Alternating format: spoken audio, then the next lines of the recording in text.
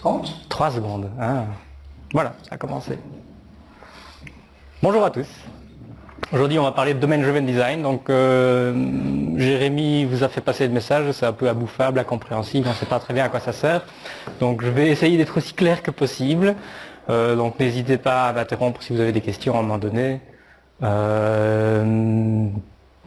Je tâcherai d'y répondre et de clarifier, en espérant que ça marche. Bon, je vais revenir un peu à la base de chez base, à savoir que c'est quoi finalement, enfin la grande majorité des systèmes IT qu'on retrouve en entreprise, c'est quoi? C'est jamais qu'une espèce de grosse boîte qui implémente toute une série de process. Si on simplifie au maximum, c'est à ça qu'on arrive. Par exemple, on a une boîte qui s'appelle Acme, bien connue, hein, qui vend des composants tout foireux à des coyotes qui essayent d'attraper des bip-bips. Ça fait un peu penser à une autre boîte d'informatique assez connue qui vend des machins foireux, enfin bon, bref, voilà. Et cette boîte, bon, dans tous ces systèmes informatiques, elle implémente toute une série de processus.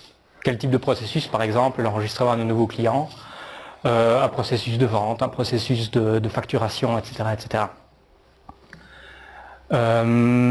La plupart du temps, quand l'implémentation de ces processus, c'est plus ou moins toujours la même chose. C'est-à-dire qu'on a une première étape où on lit des trucs hors d'une base de données, on chipote un peu autour, on fait toute une série de modifications sur les données qu'on a récupérées, et puis après, on rebalance tout dans la DB. La structure est pour ainsi dire tout le temps la même. Là où le bas blesse, et où ça devient plus compliqué, c'est que les trucs qu'on fait avec les données qu'on récupère hors de la base de données, ben, ça peut devenir assez compliqué. Et ça peut devenir d'autant plus compliqué quand c'est un expert du domaine qui le dit. Ici, par exemple, il y a un gars de chez Acme qui essaie d'expliquer à un développeur ce qu'il aimerait bien. Alors il lui explique, bon ben voilà, quand on vend quelque chose à un client, il faut d'abord vérifier que c'est bien en stock, et si c'est en stock, alors il faut diminuer la valeur dans les stocks. Une fois que c'est diminué dans les stocks, tu peux effectivement enclencher un processus parce qu'il faut qu'on envoie tout ça. Il faut aussi penser à envoyer un petit machin à la facturation. Et by the way, garde aussi des statistiques quelque part, parce qu'un jour on fera peut-être des machins avec toutes ces informations-là. Donc là, c'est là qu'on voit que l'implémentation d'un processus, ok, oui, c'est chouette, mais parfois, ça peut devenir assez compliqué. Et le problème, c'est que quand on discute avec un expert du domaine, lui-même n'est pas nécessairement conscient du fait qu'il y a peut-être plusieurs processus séparés dans ce qu'il essaie de vous expliquer et qu'il considère comme un monolithe d'information. D'autant plus que ces petits détails-là, cette explication, c'est quelque chose qui peut changer dans le temps. Pourquoi? Je veux dire, je vois essentiellement deux raisons. Soit vous êtes en train de faire du développement agile, donc de toute façon vous partez d'une chose simple et vous augmentez la complexité, donc vous changez tout le temps le contenu de votre système. Soit vous êtes tout simplement en face d'un domaine qui lui-même évolue tout le temps. Bon, si vous êtes en train de vendre des choses, forcément c'est facile, le domaine n'évolue pas des masses, mais c'est pas toujours le cas. Le gros problème, un des gros problèmes, c'est que les experts du domaine, donc les experts du domaine, finalement, c'est qui? C'est votre client souvent, ou bien c'est la personne qui aimerait bien que vous implémentiez quelque chose pour elle, ou quelqu'un qu'elle mandate parce qu'elle-même n'est pas une experte du domaine, ça dépend. Hein. Et donc l'expert du domaine et les développeurs, ce sont des gens qui ne parlent forcément pas le même langage. Pourquoi? Parce que ce sont des gens qui sont en général spécialisés, ce sont des experts, mais chacun dans leur domaine séparé. On a par exemple des experts qui vont parler d'une part de clients, d'unités, de produits, de stocks, de factures, de comptabilité, etc. Et d'autre part, il y a des gens comme vous et moi, j'imagine, qui vont parler de classes d'objets, de tables, de relations, de bases de données, etc. etc. Bon. Ces deux mondes, il y a des langages qui sont très spécifiques et c'est pas pour rien. Je veux dire, c'est tout à fait normal et ce n'est pas sale, comme on dit. Hein, on a tous nos spécialités, on a des langages qui sont bien adaptés à notre contexte. Là où ça devient difficile, c'est qu'à un moment donné, on est bien obligé de communiquer et de se mettre d'accord. Donc, on a besoin d'un langage commun, qui est ni le langage de l'un, ni le langage de l'autre. C'est un langage qu'on doit construire. C'est un langage qui va devoir être compris par tout le monde. C'est un langage qui doit être précis, parce que c'est pas comme, enfin je veux dire, on ne peut pas rester dans le vague, on va implémenter des choses qui sont bien spécifiques et tout le monde sait que quand on commence à développer, on a besoin d'être précis, ça tombe sous le sens. Par contre, on a besoin d'un langage qui est quand même flexible parce qu'il y a de fortes chances que ça va évoluer, on va vouloir bouger. Et in fine, on a besoin d'un langage qui va nous permettre, enfin j'ai mis scalable, mais en réalité ce que je veux dire c'est que on va probablement devoir parler d'une grande quantité d'informations. On va non seulement devoir être précis, mais on va devoir ratisser large. Donc on va devoir faire tout ça en même temps. Je parlais tout à l'heure des systèmes IT qui sont des processus. Bon, il y a aussi l'aspect performance, c'est-à-dire que tous ces processus-là, il y en a beaucoup qui vont devoir être exécutés par unité de temps probablement. Hein, si on reprend l'exemple de Acme, bon ben, je veux dire, à chaque fête de fin d'année, il y a plein de nouveaux coyotes qui arrivent et qui veulent de nouveau attraper leur bip bip, et ben voilà, il va falloir enregistrer tous ces gens-là. Il va falloir processer toutes les commandes qui vont arriver, il va falloir envoyer toutes ces factures, il va falloir faire ça de manière efficace. Pourquoi ? Parce que si on ne fait pas ça de manière efficace, si on ne fait pas ça rapidement, ben, on va enregistrer moins de clients, on va vendre moins de produits, on va envoyer moins de factures, donc on va gagner moins d'argent. Alors ici, bon, vous allez dire que je suis un peu vénal, je parle tout le temps de sous, ça peut être autre chose. On peut très bien être dans des situations où le coût ne se calcule pas uniquement en fric. Hein. Mais bon, le but souvent dans un système, c'est d'aller aussi vite que possible. C'est pour ça que l'exécution de tous ces processus, ben, elle doit être faible. Et donc là, on en arrive avec quelque chose que nous, on comprend mieux, à savoir qu'on doit écrire du code qui est efficace. Voilà. Il y a aussi le problème des équipes de développeurs qui évoluent. D'accord ? On a des développeurs qui partent. Et quand un développeur part, bah, potentiellement, on a le risque de perdre un bout de connaissance. Tiens, c'est bête, ça, il y a tel qui part, c'est bête, c'est le seul qui travaillait sur ce petit bout de code là qu'on a dans notre système chez nous. Hein, et qui d'autre sait exactement ce que ça faisait? Bah, personne, on ne sait pas très bien. Ah, ok. Et quand il sera parti, qui va pouvoir régler les problèmes là-dedans? Bah, on ne sait pas, on va essayer. Hein. Ça, c'est ballot. Ne devrait pas arriver, idéalement. À l'inverse, on a l'équipe qui grandit. Parce que justement, on est dans une entreprise qui est en plein essor, on veut implémenter plein de nouvelles choses, on a un domaine qui est énorme et pour le moment on n'adresse qu'une toute petite partie, on veut faire plein de choses. Bah ok, alors bon, le patron il va dire c'est super, on va engager 60 nouveaux développeurs. Non, vous savez bien qu'on ne fait pas, c'est pas en engageant 9 femmes qu'on fait un bébé en un mois, hein, donc voilà. C'est un peu plus compliqué que ça, et donc il y a toujours toute la complexité de ok, vous augmentez votre équipe, mais ce sont des gens qui vont devoir discuter ensemble, et ce sont des gens qui vont devoir travailler ensemble, et ce sont des gens qui vont devoir ne pas se marcher sur les pattes quand ils vont travailler ensemble. Et ça, c'est assez compliqué. Et donc le Domain Driven Design, c'est un framework, en fait, c'est un ensemble d'outils abstraits. Je ne parle pas ici d'outils de développement en propre parler, c'est une toolbox abstraite qui va vous permettre d'adresser tous ces problèmes-là, en gros. C'est une toolbox qui va proposer quoi? En fait, elle fournit un métalangage qui va vous permettre de vous faciliter la vie au moment où vous allez définir ce fameux langage commun dont je parlais tout à l'heure. Okay. Première chose. Le métalangage est en fait conçu de manière à ce que en fait, vous allez en même temps modéliser votre code. En fait, c'est ça qui est assez génial ici avec cette approche-là, c'est que vous modélisez, oui, la réalité, mais vous modélisez également votre code. Pas vraiment l'inverse. Tout ça est lié. Et les règles qui sont liées autour de la manière dont vous designez vos éléments, eh ben, vont vous permettre de pondre du code qui est flexible, qui est efficace, qui est scalable, et tout ça, et tout ça. Donc c'est génial. Hein, vendu. Tout le monde doit faire du Domain Driven Design. Voilà, donc aujourd'hui, je vais commencer par vous exposer un peu le framework en lui-même, pour qu'on sache de quoi on parle. Et ensuite, je vais essayer de vous montrer en quoi ce framework nous permet en fait de nous focaliser sur la connaissance, l'efficacité et la maintenabilité. Et in fine, on aura une petite discussion sur tout ce qui s'est passé. Donc le framework en lui-même, je disais tout à l'heure que c'est un métalangage. Vous allez constater que il y a des choses dans le Domain Driven Design qui vous parlent. Vous avez probablement déjà vu ça ailleurs. Ça ressemble un peu à de l'orienté objet, ça ressemble un peu à des modèles anti-relation, mais ce n'est pas vraiment ça. D'accord ?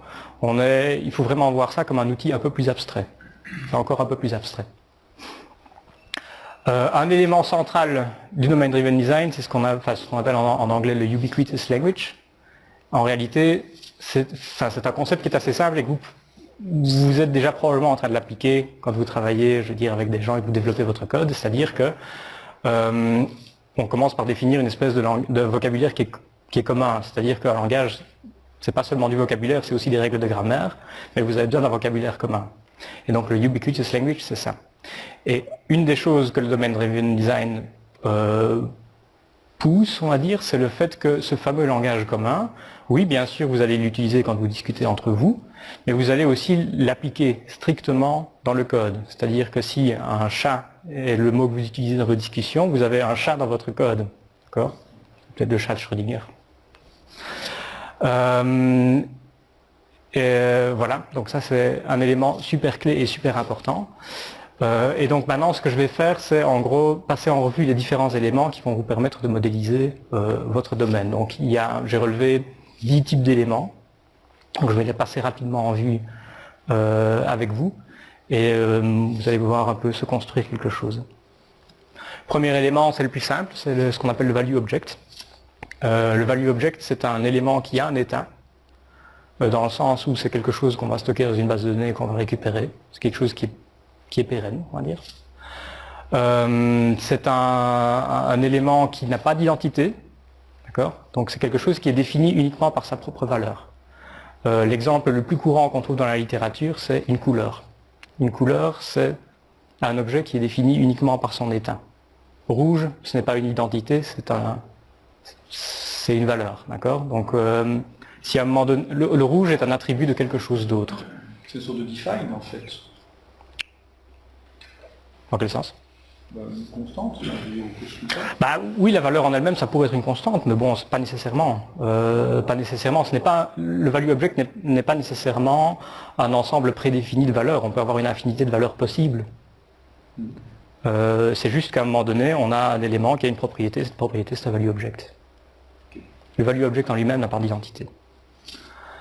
Son état est immuable. On ne peut pas le modifier. Et par contre, c'est quelque chose qui peut avoir un comportement. Bon, tant que le comportement n'est pas quelque chose qui modifie son état, parce que sinon on va à l'encontre de la règle. Mais on a tendance à considérer que rouge, il n'y a pas de comportement, si. En fait, potentiellement si. C'est-à-dire que par exemple, si vous regardez dans pas mal de librairies, qui modélisent à un moment donné une couleur, par exemple, votre couleur rouge, elle est capable de se projeter dans différents espaces de représentation de couleurs. D'accord ? C'est un comportement. On ne modifie pas l'état de la couleur en elle-même, mais on la projette, par exemple, en créant un autre value object. Ce genre de choses. Autre exemple assez courant de value object, un nom. Le nom de quelqu'un, c'est quoi ? C'est un value object qui contient quoi ? Une chaîne de caractères. Un email, c'est quoi ? C'est un value object qui contient quoi ? Une chaîne de caractères, mais qui a une certaine structure, qu'on a envie de vérifier. Donc, par exemple, on va mettre un comportement de validation de cette chaîne de caractères à l'intérieur du value object. Et ainsi de suite. Autre élément de relativement bas niveau, c'est l'entité. Même chose, il y a un état, mais ici, c'est un état qui peut évoluer dans le temps. Et une entité, c'est quelque chose qui a une identité. Donc on peut très bien avoir deux entités qui ont la même valeur, si vous voulez. Si vous comparez champ à champ, les deux entités, elles ont exactement la même valeur. La seule chose qui les différencie, c'est leur identité. Elles n'ont pas la même clé. D'accord ? Contrairement, par exemple, à deux value objects, rouge et rouge, c'est la même chose. Ici, on n'est pas du tout là-dedans. Et souvent, assez couramment, on a une entité qui a un état qui est constitué de différents value objects et on lie une entité à d'autres entités, potentiellement. Un exemple, des informations de contact. C'est quoi une information de contact ? C'est quelque chose qui peut évoluer dans le temps. Si vous changez de numéro de téléphone, on va forcément changer votre numéro de téléphone. Ici dans l'exemple, adresse email, numéro de téléphone et le nom. Le nom probablement qui ne changera pas des masses, sauf peut-être si un jour vous vous mariez et que votre femme vous fait porter... Enfin bon bref, voilà. Et numéro de téléphone, ça arrivera un peu plus souvent, adresse mail, pareil. Alors c'est là qu'on arrive à des choses un peu plus intéressantes et un peu plus tordues. On a parlé des value objects, des entités. Un autre élément extrêmement important en fait dans le domaine driven design, c'est l'agrégat. Un agrégat, c'est quoi ? C'est un ensemble d'entités et de value objects qui sont fortement couplés et qu'on va lier ensemble parce qu'ils représentent un tout. Par exemple, ici j'ai décidé de prendre un client. Un client, c'est quoi ? Oui, bien sûr, c'est l'entité client en elle-même, mais c'est aussi en plus des données de contact, des données de facturation. Qu'est-ce qui se passe ? Le client lui-même, il y a un ensemble de règles qui sont définies autour de toutes ces informations. Tous ces éléments d'information sont liés et il y a des règles de consistance strictes qui doivent être respectées. Par exemple, dans le cas concret que je prends ici, je dis que le client, c'est quelque chose, on doit toujours avoir des informations de contact pour un client. On peut ne pas avoir d'informations de facturation, parce qu'on n'a jamais établi de facture, on n'a jamais eu besoin. On est dans un business où on n'a pas vraiment besoin de ça dès le départ, mais il est crucial d'avoir des données de contact. Par exemple, je veux dire, c'est bon. Et il y a une petite règle supplémentaire qui est que vous ne pouvez pas faire référence à une entité qui n'est pas l'entité racine. C'est-à-dire que dans un agrégat, on a une entité racine qui sert, si vous voulez, d'interface avec le monde extérieur. Cette entité racine, ici c'est le client, est la seule entité qui peut être référencée de l'extérieur. Tout le reste est considéré ça comme une espèce de détail d'implémentation au niveau de la connaissance. Je reviens en arrière. Oups, pardon. Non. Voilà. Qu'est-ce qui n'est pas clair? L'entité racine. Alors, c'est une règle de base qui est prédéfinie. Donc un agrégat, c'est quoi? Un ensemble d'entités dont une seule est ce qu'on appelle la racine. D'accord? C'est un client racine, ici. Pardon? Donc le client est l'entité qui est considérée comme la racine de l'agrégat. Ah oui, d'accord, oui. Okay, donc et en fait, cette entité racine-là, qu'est-ce qu'elle a du... Enfin, oui, c'est vrai que ça, je ne l'avais pas précisé. L'identité du client est l'identité de tout l'agrégat. Ok? D'une part, et d'autre part, tout le comportement, toutes les règles, tous les invariants qu'on veut voir respectés au niveau de l'agrégat passent en fait par cette entité racine. Donc c'est elle un peu le garant, si vous voulez, de la consistance de l'ensemble de l'agrégat. Oups, décidément. Mais. Voilà. Les agrégats, c'est quelque chose qui sont construits avec ce qu'on appelle des factories, des usines. Le but de l'usine, c'est quoi? C'est qu'au moment où on génère un agrégat, tous les invariants sont initialement déjà respectés en une opération qui est atomique. D'accord? Et donc, le dernier élément, bon, on peut créer des agrégats, on peut les modifier, il faut à un moment donné qu'on puisse les récupérer, qu'on puisse les stocker. Pour ça, on a besoin de quelque chose qu'on appelle un repository. Le repository, tout comme la factory, c'est quelque chose qui n'a pas d'état, stateless. Et un petit détail, c'est qu'en général, quand on parle de repository, on utilise des mots qui sont plus liés à les interactions avec une collection qu'avec des interactions avec une base de données. D'accord? Donc typiquement, quand vous interagissez avec un repository, qu'est-ce que vous faites? Vous retirez un élément d'un repository, vous mettez à jour un élément dans un repository, vous retirez un élément d'un repository. On ne parle pas de read, de write ou de commit ou des machins comme ça. D'accord?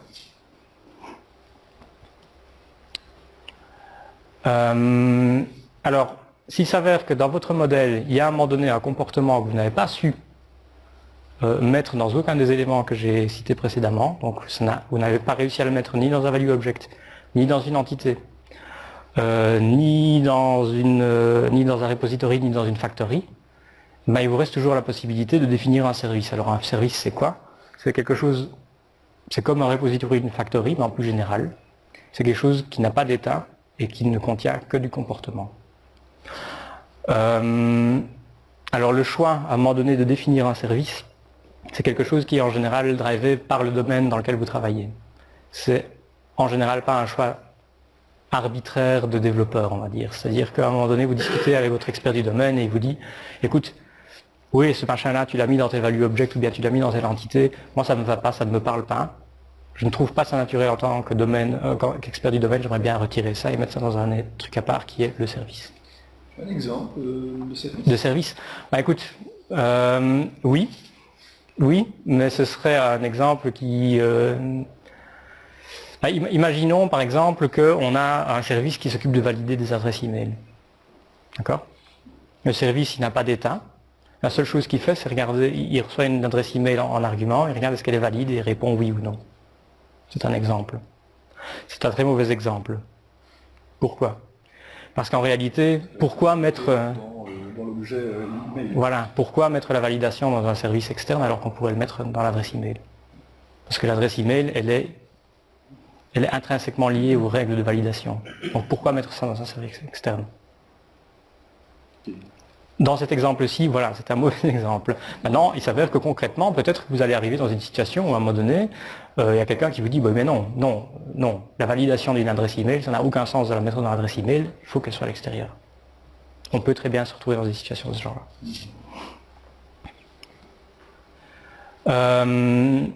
Un élément de plus haut niveau strictement structurant, donc ici il n'y a pas de comportement, le module. Le module, ça permet quoi? Ça permet essentiellement de créer des tiroirs.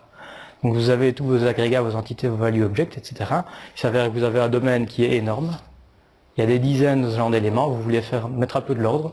Donc vous créez vos tiroirs, vous créez des modules dans lesquels vous placez vos différents éléments. Autre élément structurant, un peu plus subtil, le bounded context. Alors, le bounded context, il faut vraiment considérer ça comme, comme son nom l'indique, c'est un contexte. Ça définit une frontière autour de vos concepts. C'est-à-dire que à l'intérieur de la frontière, tous les concepts ont une définition qui est précise, connue et arrêtée.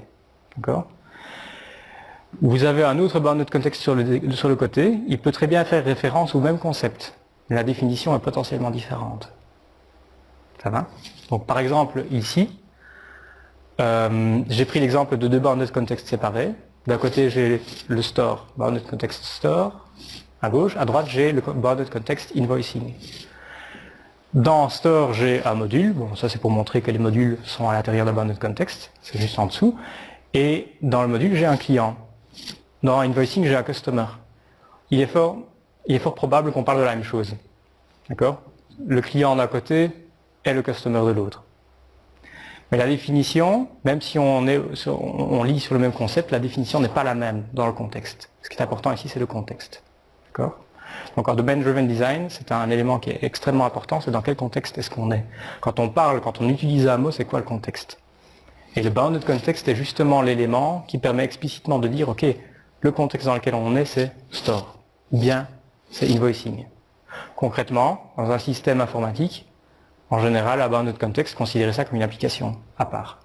Donc par exemple, ici, vous avez un système, vous avez un store en ligne, et vous avez un système de facturation, et les deux sont séparés. Donc le bounded context permet de modéliser le fait qu'on a des éléments séparés dans un système.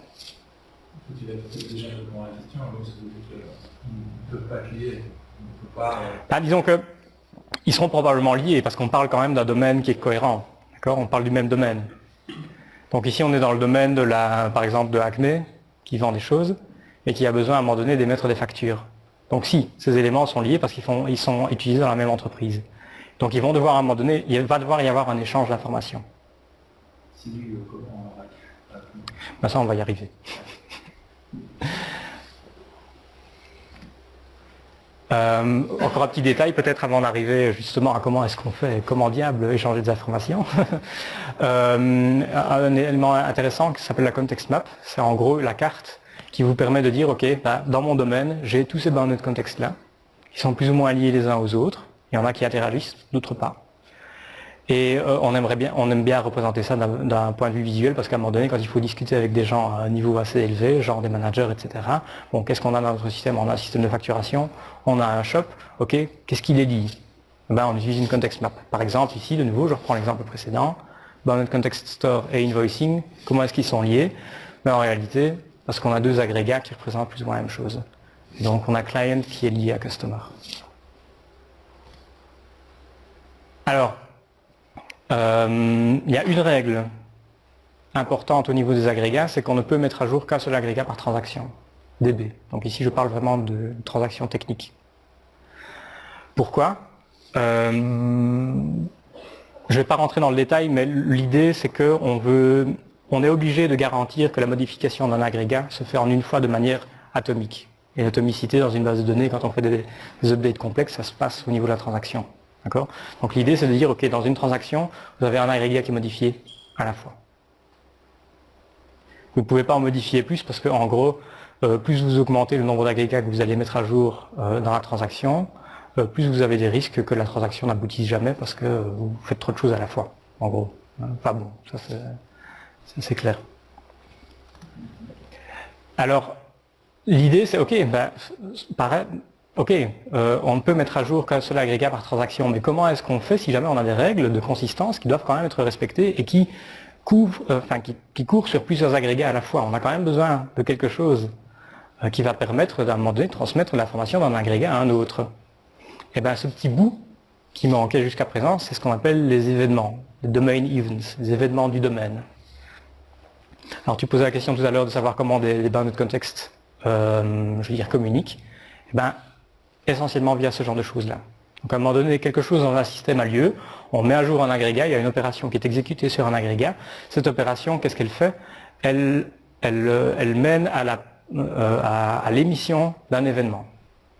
Et cet événement peut être consommé par plein d'autres éléments dans le système et entraîner la mise à jour d'autres agrégats, potentiellement situés dans un autre bounded context. Donc le point important ici, c'est que un événement qui est à un moment donné émis par un agrégat, on ne se tracasse pas de savoir exactement où l'agrégat consommateur va se trouver. J'ai agrégat consommateur, un agrégat ne consomme pas des événements, mais je veux dire, il y a à un moment donné une consommation d'événements qui va avoir lieu, qui va mener à l'exécution d'une opération sur un agrégat. Donc l'idée ici, c'est que on a une chaîne, si vous voulez, on a une chaîne d'événements qui ont lieu, on a une séquence de transactions qui ont lieu, un agrégat est mis à jour, paf, événement, consommation, nouvelle transaction, nouvel agrégat mis à jour, paf, et ainsi de suite. Cette chaîne peut être aussi longue que l'on veut, c'est pas très important. Et in fine, ce qui se passe, c'est qu'on a une règle de consistance qui était peut-être, qui couvrait par exemple une dizaine d'agrégats, et on sait que in fine, à un moment donné, elle va de nouveau être remplie. D'accord? Donc tout à l'heure, je parlais de règles de consistance à l'échelle de l'agrégat. Là, on a une garantie de l'atomicité, si vous voulez, de la consistance. Au niveau d'un agrégat, un agrégat est toujours consistant. Si à un moment donné on effectue une opération dans une transaction, on sait qu'à partir du commit de la transaction, la consistance est de nouveau là. Ici, on est dans un truc où, en gros, finalement, ce qu'on dit, c'est que la consistance sur plusieurs agrégats, elle est possible, mais au bout d'un certain temps. C'est-à-dire qu'il faut attendre que tous les événements aient été émis et consommés. Et si c'est pas possible? Comment? Si un événement déclenche une autre opération, mais qui n'aboutit jamais. Tu veux dire que... je sais pas, elle n'est pas consistante. Le résultat de l'opération ne sera pas cohérent avec ce qui a déjà eu lieu. Disons que ça, a priori, ça s'appelle un bug. C'est-à-dire que soit c'est quelque chose qui ne peut pas avoir lieu, et alors il y a un bug, et il faut trouver le moyen d'éviter que ça arrive à l'avenir. Soit c'est un cas exceptionnel mais qui peut arriver, et il faut mettre en place ce qu'il faut comme machinerie pour en tenir compte. Donc c'est-à-dire que ici je présentais ça comme une chaîne linéaire, mais ça peut être quelque chose de beaucoup plus compliqué. Par exemple, la consommation d'un événement, ok, voilà, on fait appel à un agrégat, on l'appelle, on lui dit, voilà, il y a un événement à tel qui vient d'avoir lieu, moi j'aimerais que tu fasses ça. L'agrégat, il regarde son état, il dit, qu'est-ce que tu me demandes là? Bon, ok, moi d'habitude je fais ça, mais ici je vais être obligé de faire ça. Et donc, éventuellement, il modifie son état ou pas, et il émet un autre événement. Et donc, on passe dans une autre chaîne d'exécution. D'accord? Mais, bon, je veux dire, s'il y a une règle de consistance qui doit être respectée, elle doit l'être. Et si on n'y arrive pas, il y a un problème de modélisation ou un bug.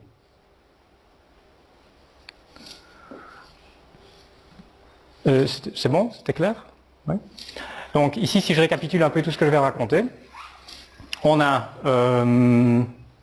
peut finalement dire que on avait une dizaine d'éléments, on peut les classer dans 3 grosses catégories, on va dire. D'une part, on a des éléments qui ont un état, si vous voulez. On a des événements qui ont on a des éléments qui ont un comportement, et on a des éléments qui sont strictement structurels. Quand je dis structurels, c'est-à-dire que ce sont des éléments qui sont là uniquement pour organiser un peu les choses. D'accord? Le value object, il a un état, il a un comportement. L'entité, pareil. L'agrégat, c'est uniquement quelque chose de structurant. Parce que l'état et le behavior, ils sont où? Ils sont dans les entités, et les value objects qui sont dans l'agrégat. L'agrégat, il est juste là pour délimiter, créer une frontière au sein de laquelle on a quelques règles qui doivent être respectées. Mais la responsabilité du fait que les règles sont respectées revient aux entités, aux value objects qui en font partie. Factory, repository et service, ça c'est du behavior uniquement, c'est du comportemental uniquement. Module, bounded context et context map, c'est uniquement des éléments qui servent à structurer les choses, et les domain events sont des choses qui sont strictement stateful. Elles ne font que déplacer un petit bout d'état d'un agrégat à un autre, si vous voulez. Bon, voilà, on a plein de choses. Qu'est-ce qu'on fait avec tout ça? Qu'est-ce qu'on fait avec tout ça? Comment est-ce que ces trucs-là permettent finalement... Oui. C'est une belle question en fait. Qui a la responsabilité de définir ce vocabulaire en fait c'est le développeur en fait, en gros, qui doit... Enfin, c'est la boîte de développement, c'est... Non, c'est comme... Le client, je veux dire, n'aura jamais connaissance de ça. Ah si.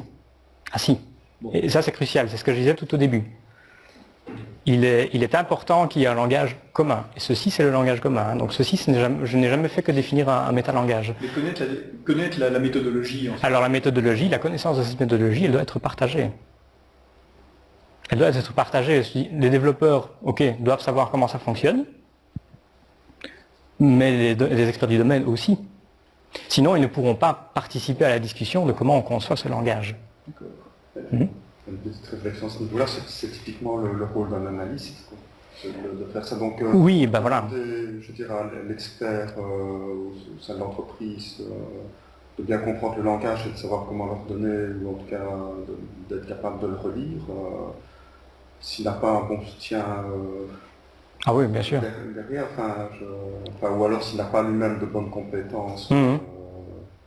Bah, disons qu'ici l'idée, on essaie d'éliminer quelque part les intermédiaires. Okay, on n'a pas, enfin, ça n'a pas beaucoup de sens d'avoir un analyste qui va venir faire tout ce travail si c'est pour qu'il parte dans 6 mois et que plus personne ne comprend ce qui s'est passé. Oui. Ce n'est pas utile. Il est beaucoup plus utile d'avoir un expert du domaine qui est là tout le temps. C'est le représentant du client, si vous voulez. Hein. Il est beaucoup plus utile que cette personne comprenne ce qui vient de se passer. C'est quelqu'un de chez le client, l'expert du domaine? En général, oui. Je suis d'accord avec ce que tu dis, mais je ne sais pas si ça correspond vraiment à la réalité. Alors, entre la réalité, entre la théorie et la pratique, tout ça, bien sûr. Les entreprises fonctionnent avec des analystes, ils sont obligés. Enfin, je ne vois pas très bien comment... l'expert du client, peut-être que ça peut fonctionner pour une petite entité, une PME ou quoi. Et encore, il faudrait que ce soit déjà quelqu'un qui soit déjà bien calé. Disons que je vais dire 2 choses. Pour la problématique de la PME, on en reparle plus tard, d'une part, et d'autre part, c'est pas parce que tout le monde fait des choses d'une certaine manière qu'ils sont nécessairement raison. C'est-à-dire qu'à un moment donné, il faut peut-être revoir de manière structurelle la façon dont on travaille. Si on est en train de parler, et ici c'est de ça qu'on parle, on parle du domaine dans lequel on travaille, d'accord? Donc c'est le core business. Si on considère que le core business c'est quelque chose qu'on peut déléguer à des analystes extérieurs qui viennent et qui vont, il y a un problème stratégique de mon point de vue. Oui, ce que tu dis est vrai, quoi. Mais je veux dire, d'une part la réalité, d'autre part... Oui, maintenant, bon, ça c'est vrai pour tout, hein. Ça c'est vrai pour tout. À chaque fois que vous allez venir pousser une nouvelle idée à votre patron, tiens, on appliquerait bien les méthodes agiles. Bon, les méthodes agiles, ça marche pas ce truc-là. Et alors, d'après ce que j'ai compris aussi, dans le langage Java, il y a pas mal de ces notions qui se retrouvent au niveau de ce qu'on appelle les Java Beans. Oui et non, disons que, c'est un peu ça que j'avais essayé de mettre en évidence. Vous avez vu des choses ici qui ressemblent à des choses que vous connaissez. C'est le côté implémentation, donc je suis du côté implémentation. Oui, voilà, c'est ça. Et donc ça ressemble, effectivement, il y a moyen de faire des parallèles, mais il faut faire attention aux parallèles, quoi. Un agrégat n'est pas une classe, une entité n'est pas. Non. Ça dépend. Il faut bien différencier. Ici, je... Tu utilises la notion d'entité, Oui, mais voilà, mais justement, c'est pour ça que je disais... De stateless, etc. Bien sûr, donc effectivement, mais la comparaison a ses limites. Et quand on parle de domaine-driven design, justement, on parle de quelque chose, d'un langage qui doit être compris par tout le monde, pas uniquement les développeurs. Et ça, c'est essentiel. Enfin, quand je dis tout le monde, bon, on ne s'attend pas à ce que le CEO débarque dans le bureau et comprenne tout ce qu'on a fait. Pas nécessairement, je veux dire, pourquoi pas, mais pas nécessairement.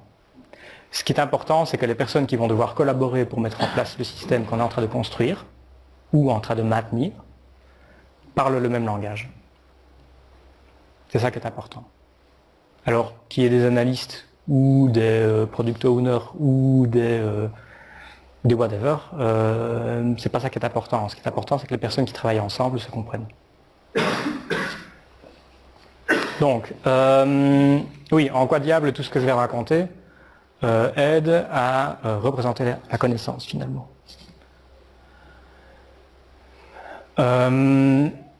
Finalement, il y a un truc intéressant déjà, c'est qu'on a réparti l'information, toute l'information qu'on essaye d'emmagasiner, parce que bon, en tant que développeur, en général, finalement, ce qu'on fait, c'est jamais que manger de l'information.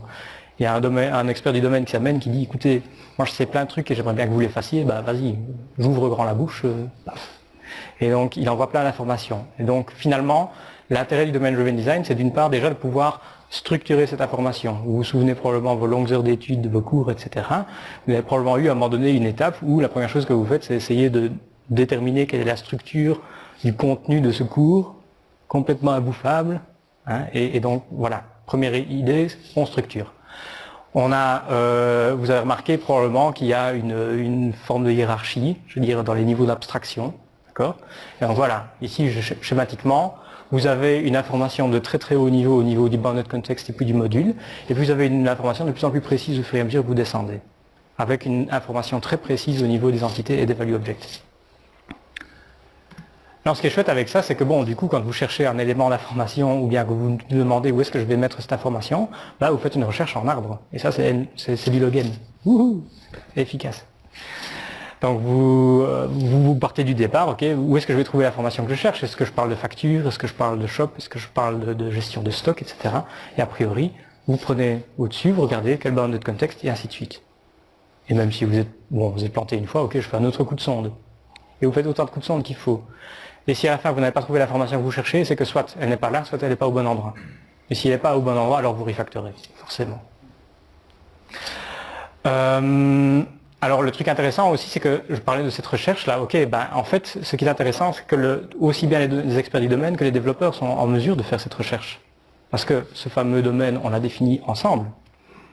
Donc plutôt que d'avoir un expert du domaine qui va à un moment donné trouver un développeur et qui dit tiens,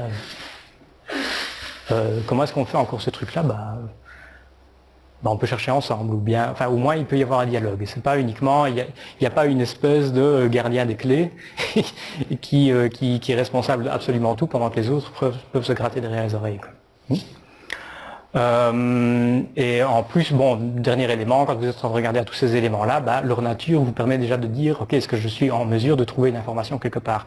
Si vous êtes en train de rechercher où est stockée une information, ne regardez pas dans un service, forcément elle ne sera pas là, vu que les services sont stateless.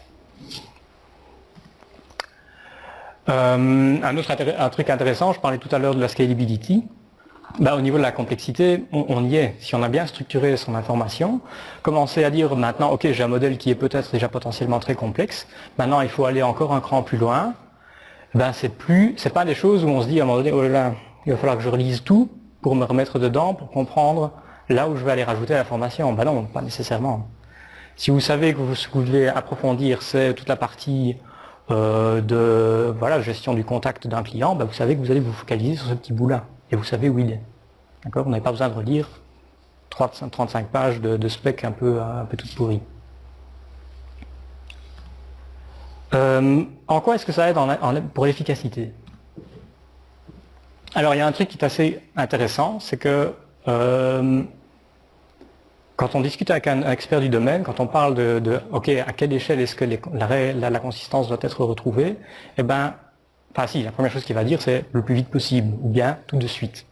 Mais la définition de tout de suite ou le plus vite possible pour un expert du domaine n'est pas nécessairement la même que la nôtre. Nous, quand on pense tout de suite, c'est tout de suite. On pense à un synchronized, un log, paf, atomicité, clac, à l'échelle de la nanoseconde. L'expert du domaine, quand il dit tout de suite, lui, il se disait peut-être 10 secondes, quoi. Ouais, dans 10 secondes, c'est bon aussi. Ou bien dans 2 heures, il y en a même qui dit, si à la fin du mois, c'est bon, c'est bon. Voilà. Ok, ça veut dire que c'est quelque chose sur quoi on peut travailler. Parce que, vous vous souvenez, j'avais parlé tout à l'heure de ce chaînage finalement où on a un agrégat qui est mis à jour et puis un événement qui est publié, un autre agrégat mis à jour, etc. Ça veut dire que potentiellement, si on avait par exemple un énorme agrégat avec plein de règles de consistance dedans, on peut peut-être le séparer en plus petits bouts. On peut très bien partir, par exemple, on est peut-être parti d'un agrégat, on pourrait imaginer un cas extrême où finalement tout le domaine est dans un seul agrégat. Qu'est-ce que c'est le domaine? Il y a un seul agrégat qui contient le client et dans le client il y a tout. D'accord. Si on veut émettre une facture au client, ben on fait une opération, on fait un appel au client, on lui dit voilà, crée une facture, paf. Et tout ça est dans le même agrégat. Ok. Bon, ça veut dire qu'à chaque fois qu'on fait une transaction, potentiellement, on met à jour, potentiellement à jour un paquet d'informations par en dessous. Ben, l'idée, c'est de dire, ouais, mais est-ce qu'on a vraiment besoin que tout ça soit tout le temps hyper consistant, ou aussi strictement tout le temps? La réponse en général est non. Et donc, on peut créer des petits bouts. Et on peut diminuer la taille des agrégats. Et donc, on peut utiliser ce qu'on avait appelé de la eventual consistency, à savoir, ok, le tout de suite, ça peut être dans 10 secondes. Alors, pourquoi est-ce que c'est intéressant? En gros, plus l'agrégat est petit, moins il y a d'informations dedans, forcément, et moins la transaction qu'on va exécuter à un moment donné pour mettre à jour un agrégat sera longue. Ce qui est plutôt intéressant d'un point de vue gestion des performances au niveau de la DB, si vous avez des plus petites transactions, d'un point de vue scheduling, c'est quand même plus simple à gérer. Et en plus, vous réduisez le risque de conflit au moment où vous faites vos mises à jour dans votre DB. Si les transactions sont courtes, il y a plus de chances qu'elles soient les unes après les autres ou bien sur des éléments séparés. Et alors, il y a un autre truc super important, et c'est peut-être ça le plus important. Enfin, ici, ce que je viens de dire, c'est vrai, mais d'un point de vue strictement, technique. Mais du point de vue de l'utilisateur de votre plateforme, par exemple, qu'est-ce qui est important? C'est le temps de réponse perçu. Qu'est-ce qui fait qu'à un moment donné, quelqu'un a dit « Oh, c'est lent ton truc. » C'est lent, pourquoi? Quand je clique sur le bouton, j'attends et il ne se passe rien pendant 10 secondes.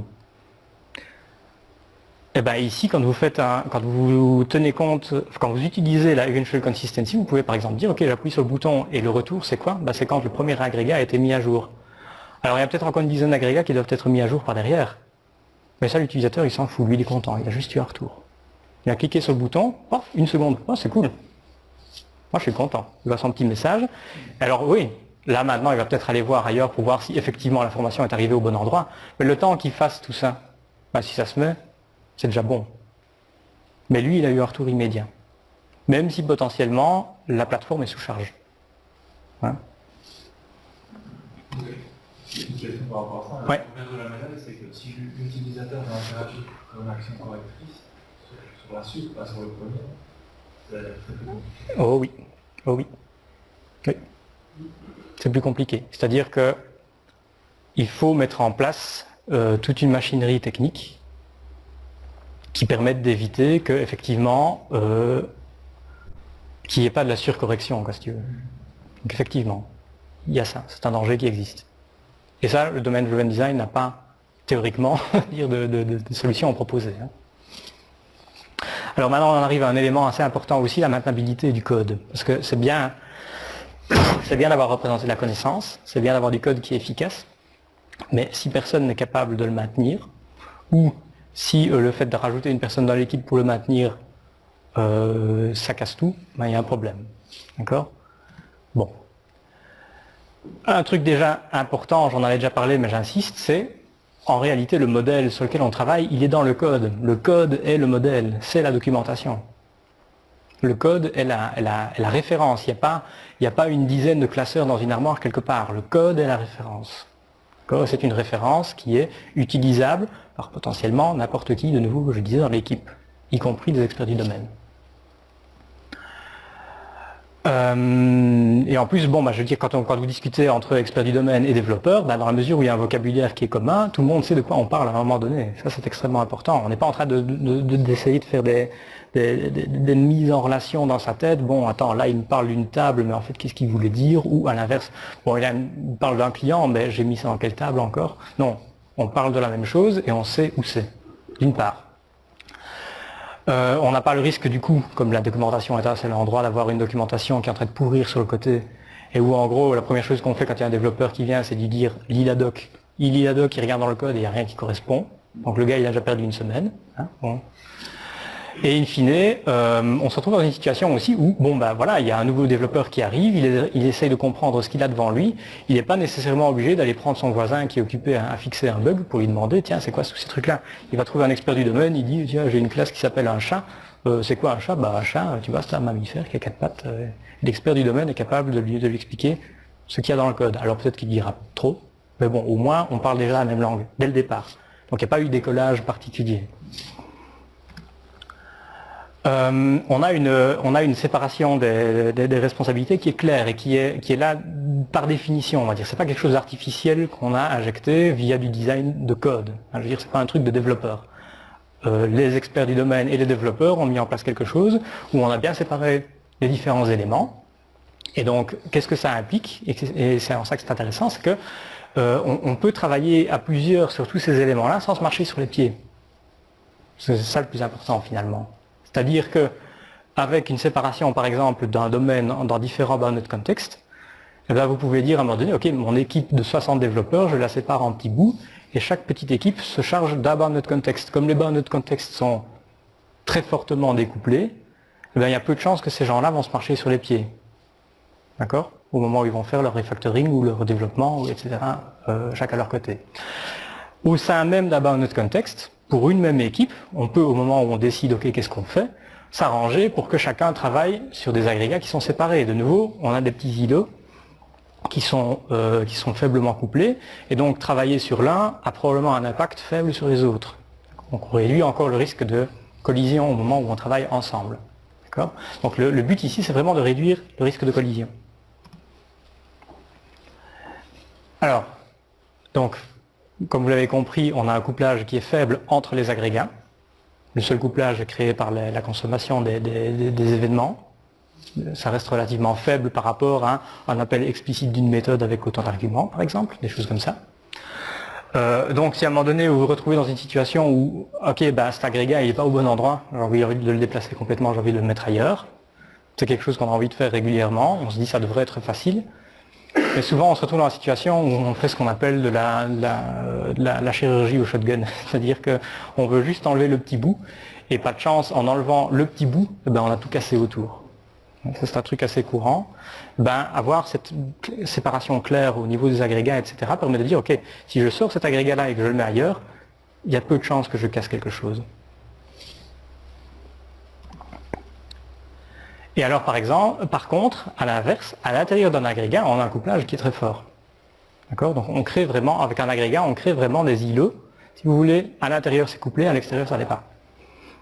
Et donc qu'est-ce que ça a d'intéressant ? En gros, ça veut dire que s'il y a des choses qui sont critiques dans le système, elles doivent être à l'intérieur d'agrégats. Bon, je sais pas, j'invente, mais j'ai un système, en gros, si j'ai une règle qui est cassée, ça fait péter la fusée Ariane 5 qui vient de décoller, je ne sais pas, un truc comme ça, on sait que cette contrainte-là, elle doit absolument se trouver au sein d'un agrégat. Et donc ça veut dire aussi que quand on fait du travail, quand on casse à un moment donné potentiellement quelque chose, dans la mesure où à l'intérieur d'un agrégat c'est fortement couplé, on va le détecter rapidement.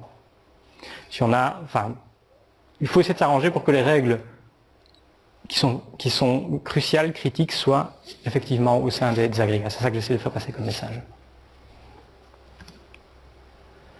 Donc comme vous l'avez compris, la taille d'un agrégat c'est un peu un compromis. Plus il est gros, l'agrégat, plus on a de la robustesse, on augmente la robustesse globale, parce qu'on a une robustesse intrinsèque finalement qui augmente. Mais plus il est gros, moins c'est efficace. Donc plus il est petit, plus on a des transactions qui sont courtes et plus on est efficace. Bon, donc tout est un compromis entre ces deux choses-là. Mais il n'y a pas seulement ce compromis-là. La taille d'un agrégat, c'est aussi lié à cette règle dont je vous avais parlé précédemment, qui est qu'on ne peut pas faire référence à une entité à l'intérieur d'un agrégat. Mais si dans les discussions que vous avez avec vos experts, vous vous rendez compte qu'en fait l'expert il dit toujours oui mais bon, alors j'aimerais bien récupérer telle entité. Oui mais tu peux pas, elle est dans l'agrégat, tu dois d'abord récupérer l'agrégat. Ah. Ok, d'accord. Puis il revient encore une deuxième fois, il revient encore une troisième fois. Et ça, il y a un problème de design là. S'il veut tout le temps récupérer cette entité-là, c'est très probablement que c'est une racine. En réalité, c'est une racine d'un agrégat. Et donc il faut l'extraire, il faut couper. Donc ça c'est une autre situation qui peut vous mener à découper un agrégat en deux morceaux plus petits. Et alors, le premier point ici c'est, on peut très bien aussi se retrouver dans une situation où c'est l'expert du domaine qui dit oui mais non, ton agrégat géant, là, ce machin-là, ça n'a pas de sens pour moi. Ou bien, au contraire, c'est les deux agrégats séparés, là, non, c'est la même chose, tu ne peux pas les séparer, il y a des règles qui les lient ensemble et qui sont fortes. Bon, beaucoup d'informations. On conclut. Domain Driven Design. Je trouve que c'est une approche qui est extrêmement puissante. Je l'applique personnellement, ça marche très bien. Elle permet une compréhension très profonde des choses, parce que bon, le framework en lui-même permet d'aller loin. D'une part par les experts, d'autre part par les développeurs. Évidemment, il faut que tout le monde joue le jeu, hein, bon, ça c'est clair, mais ça c'est comme pour à peu près tout. C'est une approche qui pousse à une implémentation efficace, mais pas nécessairement au prix d'une perte de robustesse, c'est-à-dire que là on a un compromis, je pense qu'on en a assez parlé. Et c'est une approche qui permet d'écrire une base de code qui est intrinsèquement maintenable. Alors, bon, on dit souvent que c'est difficile. D'ailleurs, on en a discuté tout à l'heure, bah oui, bah c'est vrai qu'il faut déjà que tout le monde soit d'accord de le faire, etc. Bah oui. Et effectivement, il y a en général une certaine réticence. Parce que bon, on a des éléments de structuration ou de tout ce que vous voulez, des éléments de design qui finalement dont les différences sont parfois très subtiles, hein, pas bien comprises, souvent, très souvent. Pour les développeurs, le domaine driven design, c'est un machin qui n'est pas concret assez, donc ça les embête. Pour les experts du domaine, c'est un machin qui est déjà, mais c'est encore un truc de geek, ça, qu'est-ce que tu veux que je comprenne, ces machins-là, tu fais tes petites cases, tu fais tes petites flèches, moi je comprends déjà plus rien. C'est quasi texto ce qu'on m'a déjà dit, hein, donc voilà. En pratique, en réalité, bon, ici on était à un niveau d'abstraction très élevé, mais il y a toute une série de problèmes strictement techniques qui doivent être résolus. Je parlais de maintenabilité, oui, ok, mais le code tel qu'on l'a, il doit rester clean, c'est-à-dire qu'il doit rester concentré sur le domaine, et ça c'est pas toujours facile. Parce que justement, je parlais tout à l'heure de la différence entre les entités, entre les beans et ces concepts. Souvent, oh ben voilà, j'ai un machin dans Spring, j'ai un machin qui est une entité, ben voilà, j'ai une entité et paf. Et donc on commence à mélanger des choses qui sont strictement techniques, à savoir des annotations Spring, etc., dans du code qui est en fait du domaine. Puis bon, le gars qui demande c'est quoi ce truc-là, bon, fait comme si c'était pas là. Ben là, ça donne déjà une indication sur le fait que le code n'est pas clean assez. D'autre part, il y a toute la partie des domain events, ok, c'est bien les domain events, comment est-ce qu'on transporte un domain event, comment est-ce qu'on les fait se déplacer d'un agrégat à un autre. Alors quand on est strictement in memory, c'est assez facile, on a plus ou moins les outils qu'on a. Quand on est dans un environnement distribué, comment est-ce qu'on fait? Donc il y a la problématique de la représentation, la problématique du transport. Qu'est-ce qui se passe quand on a un domain event qui foire, hein, on en revient un peu à la discussion tout à l'heure, okay, si à un moment donné, oui, mais non. La règle de consistance n'est pas là, ou bien l'état n'est pas tel qu'attendu, qu'est-ce qui se passe? Ça arrive, mais qu'est-ce qu'on fait dans ces cas-là? C'est peut-être même un bug, mais qu'est-ce qu'on fait? Et enfin, bon, dans un système distribué, on peut garantir que les messages sont toujours reçus, on ne peut pas garantir par contre qu'ils ne le soient pas deux fois. Donc, dans ce cas-là, qu'est-ce qu'on fait? Quand un événement est consommé deux fois, ça ne peut pas mettre à mal la stabilité du système. Et ça, ce ne sont que quelques exemples parmi d'autres. Et donc, on en arrive à un élément... Oui, pardon. À propos juste des événements, ouais. Est-ce qu'on met de l'information dedans, enfin, quel type d'information on peut... Alors, la réponse que j'ai le plus souvent entendue, c'est aussi peu d'informations que possible, mais autant d'informations que possible. C'est-à-dire, il faut mettre juste ce qu'il faut. Et c'est là que ça devient compliqué. C'est-à-dire qu'il faut que l'événement ait du sens. Il faut que l'événement contienne suffisamment d'informations pour savoir de quoi on parle. Donc il y a un minimum de contexte qui doit être là. Est-ce que le consommateur peut par exemple aller lire des informations d'autres Alors, précisément, c'est là où je voulais en venir, idéalement il faut éviter. Parce que sinon on perd un des éléments intéressants. En fait, la consommation d'un événement, ça va être quelque chose de light. Si quand tu reçois un événement, la première chose que tu dois faire, c'est aller prendre des informations là, et là, pour enfin avoir tout ce qu'il faut pour travailler, ben, on a quand même perdu pas mal de temps. Donc idéalement, un événement doit contenir toute l'information qu'il faut pour pouvoir... pour mettre à jour et surtout pour entraîner l'exécution d'une opération donnée, quoi. Donc souvent on dénormalise pas mal. Hein. Entre guillemets, je veux dire, c'est pas une dénormalisation en termes de base de données, mais duplique une partie de l'information qu'on a dans la DB dans l'événement pour éviter justement de devoir faire des appels après. Et honnêtement, ça c'est quelque chose qu'il faut faire parce que je ne sais pas si tu vois le problème de n+1 select. En gros, on arrive typiquement dans ce genre de problème à répétition, étant donné qu'on multiplie le nombre d'événements. Donc la consommation d'un événement, idéalement il faut éviter, donc il faut qu'il y ait assez d'informations pour éviter. C'est quoi l'histoire de n+1 select? C'est quand à un moment donné on s'imagine qu'on a besoin par exemple d'un client, et puis on se rend compte, ah bah oui mais pour le client, pour que je puisse afficher toutes les informations, il me faut en plus toutes ces factures, et puis en plus il me faut tous les paiements qu'il a fait. Et donc finalement en termes de fetch, au départ on ne fetchait qu'une seule chose, mais il s'avère que par derrière on doit en faire beaucoup plus. Et potentiellement c'est exponentiel. Mais ça c'est pas bien. Forcément. Oui. Finalement, l'émetteur de l'événement doit connaître l'utilisation qui va en être faite pour savoir ce qu'il doit mettre dans son événement. Et donc il doit connaître un autre domaine que... Disons que oui, là on en arrive un peu, on en arrive effectivement aux limites entre guillemets du découplage. C'est-à-dire que, et d'ailleurs j'ai pas dit qu'il n'y avait pas de couplage, j'ai dit que le couplage était faible, mais couplage il y a, forcément. Et donc le contenu d'un événement, c'est quelque chose qui, en pratique, est souvent négocié, entre guillemets.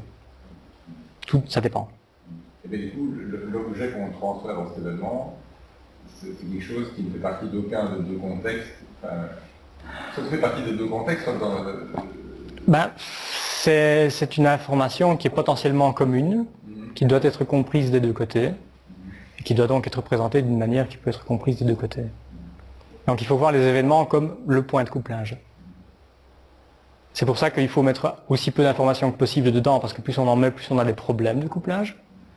Mais il faut en mettre suffisamment, parce qu'il faut quand même que ça reste... Enfin, que leur consommation reste aussi simple que possible. Donc c'est pas un... Enfin, bon, si vous allez voir un peu dans la littérature, ça reste un sujet de discussion assez chaud. Hein, bon. On n'est pas nécessairement tous d'accord sur la meilleure approche. Donc voilà. Ce que j'essaye de dire finalement ici, c'est que bon, comme vous pouvez le constater, le framework en lui-même est relativement complexe. Hein, ça demande un investissement qui est non négligeable autant de la part des experts du domaine que des développeurs. Ça reste quelque chose, je pense, d'extrêmement puissant. Donc en gros, c'est cher, mais ça en vaut la peine dans certains cas. Et les certains cas, c'est en gros, vous avez un domaine qui est grand, complexe, voire les deux. Hein. Vous avez des problèmes de maintenabilité, vous avez une énorme équipe, il faut gérer ça. Et où, ça étant lié, je veux dire, vous n'êtes pas obligé de tout avoir, mais à partir du moment où vous en avez au moins deux, il est peut-être temps de se poser des questions, l'efficacité est cruciale. D'accord ? Donc dans tous ces cas-là, il faut commencer à se poser la question de savoir si le domaine driven design n'est pas quelque chose pour vous. Si ce que vous implémentez, c'est je veux afficher une table, et la seule chose que je veux faire, c'est une fois de temps en temps mettre à jour une colonne dedans, non. Ça n'en vaut pas la peine. Ça n'en vaut pas la peine. Voilà. Et alors, un dernier mot, faites attention à l'application à la carte. C'est comme pour les méthodes agiles. Hein. Le domaine driven design, c'est un ensemble de règles qui sont cohérentes. Elles sont plus ou moins liées les unes aux autres. Donc si vous vous dites, ok, je vais prendre quelques petits bouts et je vais appliquer ça, vous allez peut-être vous créer déjà beaucoup de travail pour les petits bouts que vous allez mettre en place, et in fine, vous obtiendrez un bénéfice qui sera pas génial, quoi. Donc en gros, appliquer des petits bouts, ouais, éventuellement, mais c'est une méthode qui forme un tout et qui va donner son bénéfice quand elle est appliquée comme un tout. Si vous appliquez seulement des petits bouts, vous n'aurez peut-être pas de bénéfice du tout et vous aurez peut-être un coût qui est élevé. D'accord ? Il y a peut-être une exception, c'est le Ubiquitous Language. Ça, ce truc-là, de toute façon, ça marche tout le temps. Ça marche toujours. Que vous fassiez du domaine driven design ou pas, ça marche. Et ça vient de Extreme Programming. D'ailleurs, c'est pas spécialement lié au domaine driven design, mais ce truc-là, tout seul, déjà fait des miracles. Et de toute façon, et même si c'est un peu comme pour les méthodes agiles, si vous décidez à un moment donné d'appliquer des petits bouts, c'est très bien, faites-le, mais ne dites pas que vous faites du domaine driven design. Parce que si quelqu'un qui en fait arrive chez vous et commence à essayer d'appliquer ses réflexes, ça va foirer, parce qu'il manque des morceaux. Tout simplement. Voilà. j'y suis. Est-ce que vous avez des questions? Moi j'ai une question. Tu parlais tout à l'heure quel domaine expert pourrait chercher des règles. Lui-même, tu vas venir demander au développeur comment c'est implémenté, qui documente ça, comment. Alors, il y a deux approches. Il y a ceux qui disent va voir dans le code. Ça existe. Mais alors il faut que le code soit impeccable et il faut qu'il y ait une forme d'écollage quand même, parce que bon, l'expert du domaine il doit quand même avoir accès au code d'une manière ou d'une autre. Alors soit on lui ouvre accès à, je sais pas moi, par exemple, tu as ton repository GitHub ou quoi, bah, tu lui dis tu vas voir dans tel package, tu regardes dans tel fichier et tu te mets d'accord sur par exemple, ok, bah, les packages sont organisés d'une manière à ce qu'on a les bound context module, agrégats, machin, brol, etc. Et donc le gars il voit des mots qu'il comprend et en faisant clic-clic il finit par arriver dans le code et il voit des choses qu'il comprend. D'accord? Donc ça c'est une approche. L'autre approche qui est assez intéressante, c'est de dire, ok, l'expert du domaine, il ne voudra pas faire ça. Il a déjà fourni assez d'efforts comme ça en essayant de comprendre ce truc. Mais clairement, commencer à aller voir dans du code, non, ça c'est au-delà de ses moyens. Et alors à ce moment-là, il y a une technique de génération automatisée de documentation. C'est-à-dire qu'on est un peu comme on fait du Javadoc, finalement, mais qui est inutilisable la plupart du temps pour un expert du domaine. On peut très bien dire, ok, je vais générer une documentation qui est domaine spécifique, sur base du code, parce que je connais les règles qui régissent mon code et je sais comment générer facilement de la documentation. Et donc ça c'est quelque chose qui se fait. On travaille, on interagit, on fait évoluer le domaine, on implémente, on génère la doc, on soumet la doc pour validation, on regarde dans la doc. Ah bah tiens, c'est marrant ce truc-là, t'es sûr, c'est pas ce qu'on avait dit, ah bah non, effectivement, on corrige, on régénère la doc, et ainsi de suite. C'est manuel, c'est pas automatique. Si, automatique. Si, parce que sinon c'est un travail de con. Donc il faut des outils spécialisés pour le domaine de design, Oui. pour générer automatiquement la doc, en respectant un certain formalisme. Oui, voilà. Et donc ça, il y a quand même des outils. Tu disais, c'est une méthode qui n'est pas implémentée par des outils en particulier. Il y a quand même des outils qui sont liés à cette méthode-là. Bien sûr, bah, je suis en train d'en développer un, notamment. mais oui, il y a des outils qui existent. Maintenant, souvent, par exemple, pour l'histoire de génération de doc, ce qu'on dit souvent, c'est que c'est assez facile d'implémenter ça soi-même. Et faire un outil générique de ce type-là n'a pas beaucoup de sens, dans la mesure où c'est très compliqué de rejoindre les besoins de tout le monde. Il y a un langage qui est défini. Pardon ? Il y a un langage qui est défini, finalement. Non, n'importe quel langage qui permet de conceptualiser est suffisant. Il y a un gars qui avait montré comment faire du domaine Java Design en F#. Je ne sais pas si vous connaissez F#. Il y a beaucoup de gens qui font ça en Java forcément. Il y en a énormément qui font ça en C#. Je veux dire que ta définition de toutes ces règles, tu mets dans des commentaires au-dessus de tes classes, ou c'est juste une manière finalement... Non, c'est une manière de se mettre d'accord. Ça permet de se mettre d'accord entre experts du domaine et développeurs. Mais après, la règle, c'est quoi? C'est écrit dans le code. Donc c'est le nom de ta classe, en gros, donc, par exemple, aggregate, tu sais que toutes tes classes implémentent des aggregates. Voilà, c'est ça, par exemple. Et le résultat de la discussion entre l'expert du domaine et le développeur, c'est quoi? C'est un schéma avec des petites boîtes et des flèches? Souvent oui. Souvent oui, parce que c'est ça qui permet le plus rapidement d'aboutir à une discussion, d'aboutir à un résultat visuel et qui peut faire office de base à l'écriture d'une user story par exemple. Et donc la référence, c'est une sorte de document, une sorte de... Il n'y a pas de non, la référence reste le code. Par contre, le fait qu'on ait fait des petits dessins sur un tableau, ça c'est utile pour faire évoluer le code. C'est-à-dire que le client nous dit d'aller dans le code. Si justement, donc comme je disais, la génération de documentation automatisée permet en gros, on a travaillé ensemble sur un petit bout, on a fait évoluer, je te régénère le tout. En pratique, suite à le process, l'expert et le développeur ont une réunion, le développeur, on va dire, prend des notes d'une certaine manière, implémente ça dans son code et remonte une semaine après à l'expert, voilà ce que j'ai compris. En quelque sorte. C'est jamais l'expert qui finit par modéliser lui-même le domaine. S'il n'a pas les outils pour, finalement. Bah, oui et non. Il pourrait le faire tout seul dans son... Il pourrait, mais là on perd l'intérêt de la gestion commune du modèle. C'est un peu comme... c'est marrant, c'est un peu comme on parlait de pair programming tout à l'heure. Bah, ne pas travailler ensemble, ça va faire perdre déjà beaucoup d'informations. Et celui qui a la connaissance de la méthodologie Domain Driven Design, c'est quand même le développeur à la base en fait. Pas C'est nécessairement. un client qui arrive en disant voilà, on va le faire en Domain Driven Non, Design, pas parce que c'est une méthodologie que je connais quoi. Pas nécessairement. Il y a de plus en plus de ce qu'on appelle les architectes d'entreprise. Oui. C'est pas nécessairement des codeurs. Et c'est beaucoup utilisé en fait le Domain Driven Design. Alors oui et non. En Belgique, non. Ben, ça dépend. Si tu te bases sur ce qu'ont dit beaucoup de gens, si tu te bases sur la réalité, pas beaucoup. C'est comme les méthodes agiles. Tout le monde en parle, mais personne ne le fait. Et comment situes-tu DDD par rapport à l'UML? L'UML est beaucoup moins abstrait. C'est-à-dire qu'en UML, on parle de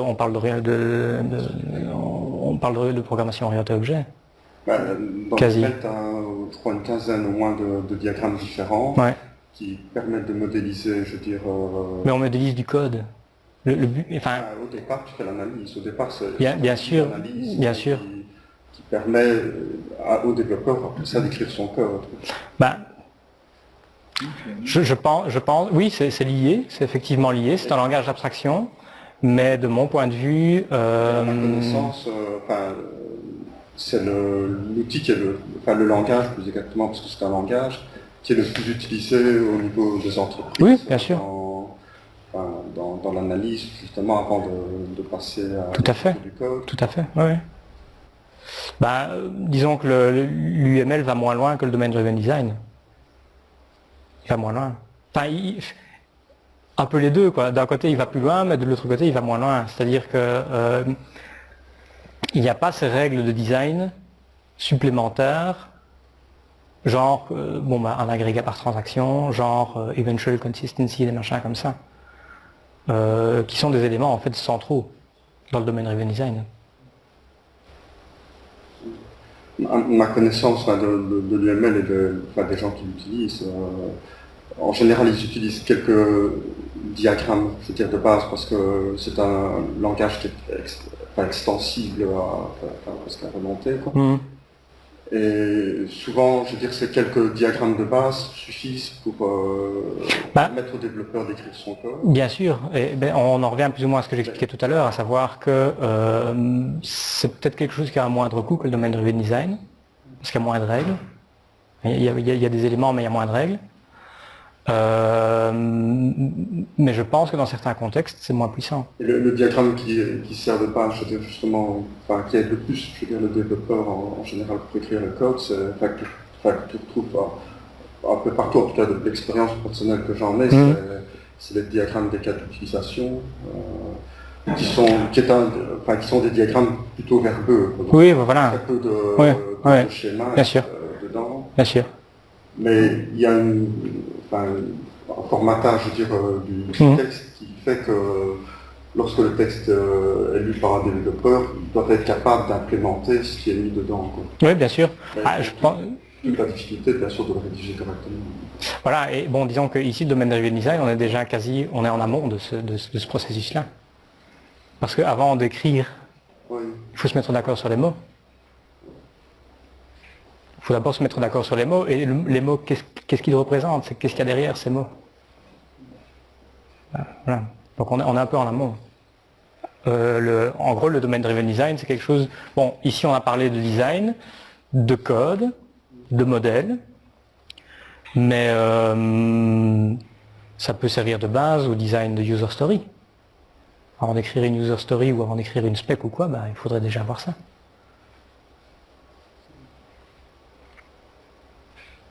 Mais c'est lié, je veux dire, effectivement, tout à fait. C'est tout à fait lié. Oups. J'étais un peu surpris qu'à aucun moment je ne passe un lien justement entre... Disons que le lien, je l'ai fait de manière très indirecte en disant que ça ressemble à des choses que vous connaissez. Et je ne dis pas que ça remplace ou que ça évince nécessairement d'autres méthodologies. Ça peut peut-être même se mettre en complément. Mais pourquoi utiliser plusieurs méthodologies alors qu'une seule, c'est déjà assez compliqué comme ça. C'est plutôt dans ce sens-là. Moi, je crois qu'à un moment donné, c'est bien de faire des choix. Et si on choisit de faire de l'UML du début à la fin, ben fine, c'est très bien. Oui, tout à fait. J'ai pas de problème avec ça. Qui proposent un peu l'un comme l'autre des choses similaires.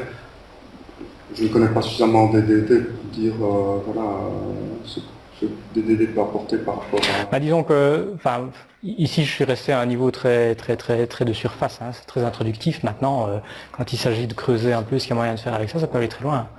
L'avantage, c'est on se situe à des niveaux de granularité.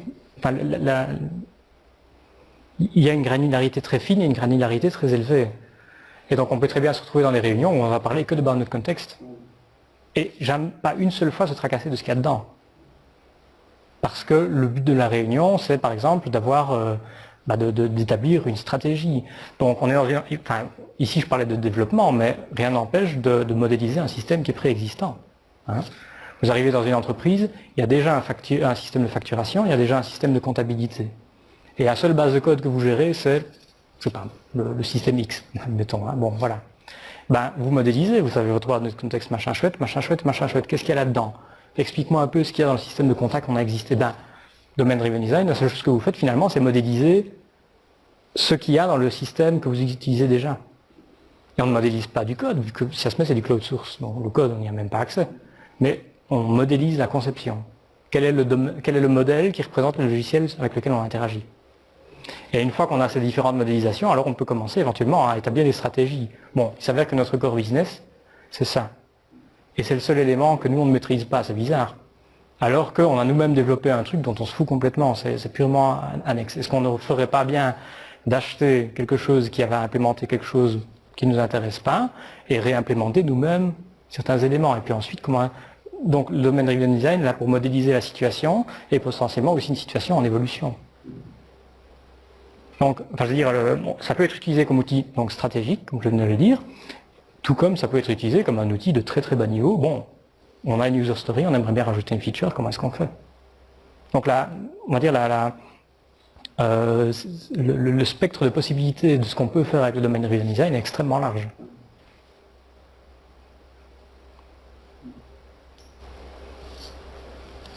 Au niveau des outils, tu nous parlais de développer un outil, est-ce qu'il y a des outils classiques, des sortes vraiment pour rentrer dans le domaine? Je n'ai pas vraiment... Justement de modéliser ces boîtes et de réfléchir avec des gens... un outil intéressant, c'est ça, et un marqueur. Oui.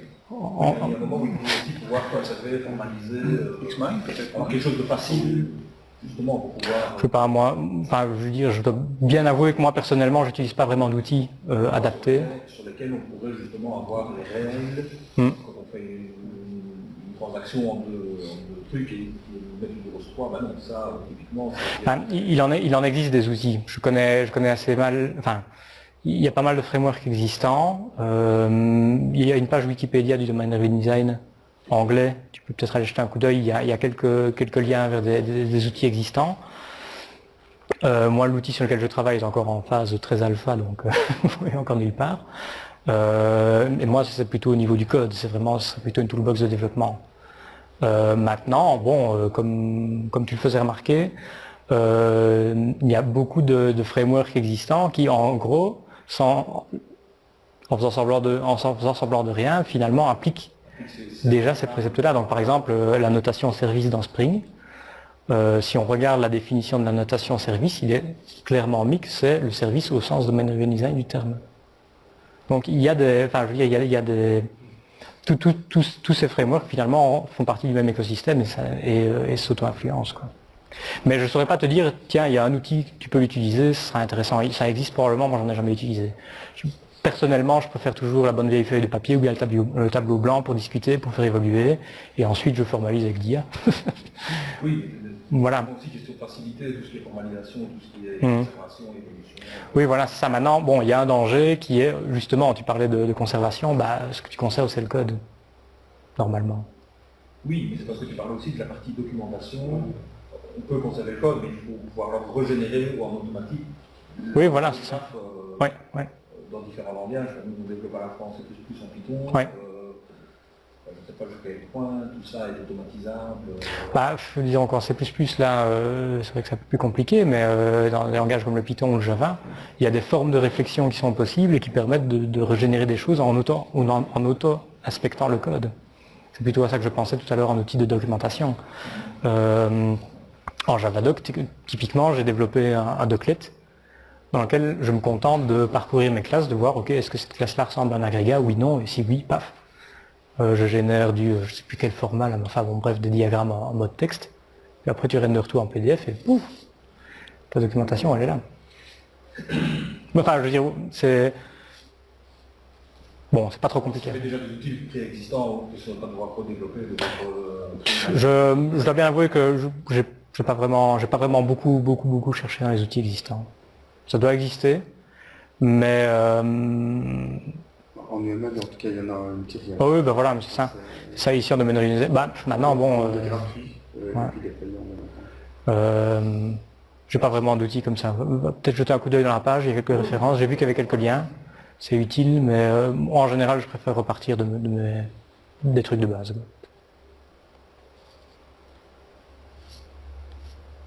Alors peut-être quand même 2 références intéressantes, si jamais vous voulez creuser plus loin.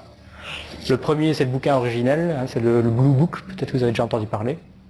C'est là-dedans en gros que Evans, c'est le gars qui a décrit pour la première fois la méthode sous ce nom-là, en tout cas. Et le deuxième bouquin est assez utile, mais souvent, il vaut mieux avoir lu le premier avant. Le deuxième bouquin étant finalement une relecture du premier, mais en disant ok bon, fine, c'est bien beau tout ça, mais comment est-ce qu'on fait en pratique? Comment est-ce qu'on fait? Donc les deux sont assez utiles. Voilà. Ok. Est-ce qu'il y a d'autres questions? Si pas, je propose d'applaudir notre orateur.